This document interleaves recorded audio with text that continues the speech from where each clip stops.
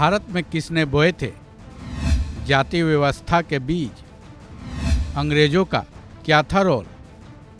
मान्यता है कि प्राचीन काल में समाज को 4 वर्णों में बांटा गया था, जो कि इसका बंटवारा कर्म के हिसाब से किया गया था। इसे 4 हिस्सों में बांटा गया: ब्राह्मण, क्षत्रिय, वैश्य और शूद्र, जिसकी मंशा ये थी कि समाज को इन्हीं के कर्मों के हिसाब से चलाया जा सके, समाज के ढांचे का निर्माण किया जा सके।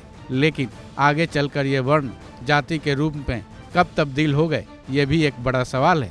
वहीं अंग्रेजों ने जब इंडिया में अपना शासन शुरू किया तो उनमें एक दूसरे के प्रति इतनी नफरत भर दी कि आज भी वो दिखी जाता है, जिसका सबसे बुरा असर भारत के विकास पर पड़ा। हालात ये हैं कि अब तो देश की राजनीति जाति व्यवस्था पर ही चलती है। जातिगत जनगणना से बड़ा इसका उदाहरण क्या होगा? तो चलिए जानते हैं समाज के लिए नुकसान बनी जाति व्यवस्था का कैसा रहा सफर। प्राचीन काल की वर्ण व्यवस्था। ऋग्वेद के पुरुषोक्त में वर्ण व्यवस्था का सबसे पहले जिक्र किया गया है, जिसके मुताबिक समाज को 4 वर्णों में बांटा गया था: ब्राह्मण, क्षत्रिय, वैश्य और शूद्र। शुरुआत में इस वर्ण व्यवस्था को कर्म के आधार पर बांटा गया था, लेकिन जैसे जैसे वक्त बीतता गया ये जन्म के आधार पर आधारित होते गया। आगे चलकर कर्म वाली व्यवस्था तो पूरी तरह से ही समाप्त ही हो गई। वर्ण व्यवस्था ने पूरी तरह से जाति व्यवस्था का रूप ले लिया। आज की तारीख में जाति व्यवस्था की हर तरफ अच्छी खासी पैठ है, जो वक्त बेवक्त देश के हर कोने से झांकती नजर आती है। अंग्रेजों ने बोए जाति व्यवस्था के बीज।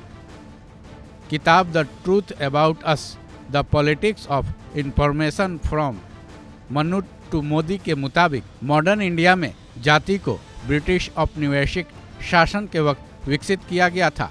ये वो वक्त था जब इंडिया में सूचनाएं फैलाने की व्यवस्था भी दुर्लभ थी, साथ ही यहाँ अंग्रेजों का कब्जा था। हालांकि इसका आधार 19वीं शताब्दी की शुरुआत मनुस्मृति और ऋग्वेद जैसे धर्म ग्रंथों को बनाया गया था। फिर 19वीं सदी का अंत होते होते इन जाति वर्गों को जनगणना की मदद से मान्यता भी दे दी गई थी। किताब के मुताबिक अंग्रेजों ने भारत के हिसाब से धर्मों की एक लिस्ट तैयार की, जिसमें हिंदू, सिख और जैन धर्म को शामिल किया गया। साथ ही इन धर्मों को मानने वालों के मान्यताओं के मुताबिक उनके ग्रंथों के आधार पर सीमाएं और कानून भी तय किए गए। जाति व्यवस्था का कैसे बिगड़ा रूप। 19वीं सदी के अंत में पहली बार जनगणना की गई थी, जिसके पीछे ये योजना थी कि हिंदुओं को ब्राह्मण, क्षत्रिय, वैश्य और शूद्र इन्हीं 4 श्रेणियों में रखा जाए।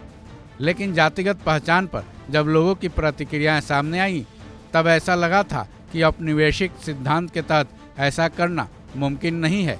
इस बारे में 1871 में जनगणना कार्यों की रेख देख करने वाले कार्निश ने लिखा था कि जाति की उत्पत्ति के संबंध में हम हिंदुओं के पवित्र ग्रंथों में दिए गए उपदेशों पर डिपेंड नहीं रह सकते हैं। वहीं जनगणना के नेतृत्व करने वाले नेता CF मगराथ ने लिखा था कि मनु की तरफ से बनाई गई 4 जातियों के अर्थहीन विभाजन को अलग रखा जाना चाहिए।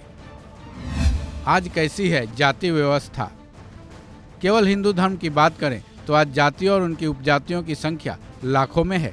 1931 में इंडिया में SC, ST और OBC जातियों की संख्या महज 494 थी, जो कि 2011 की जनगणना के मुताबिक 4 लाख से ज़्यादा हो चुकी थी। ये आंकड़े केंद्र सरकार की तरफ से केवल महाराष्ट्र के बारे में उसी वक्त दिए गए थे।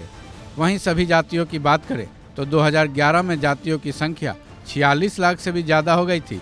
वहीं 2021 में केंद्र सरकार ने ही सुप्रीम कोर्ट में दलील दी थी कि 1931 में इंडिया में जातियों की संख्या 4147 थी, लेकिन 2011 में इनकी संख्या 46 लाख से ज़्यादा हो गई थी। बता दें कि बिहार ने ताज़ा जाति जनगणना की रिपोर्ट पेश की है।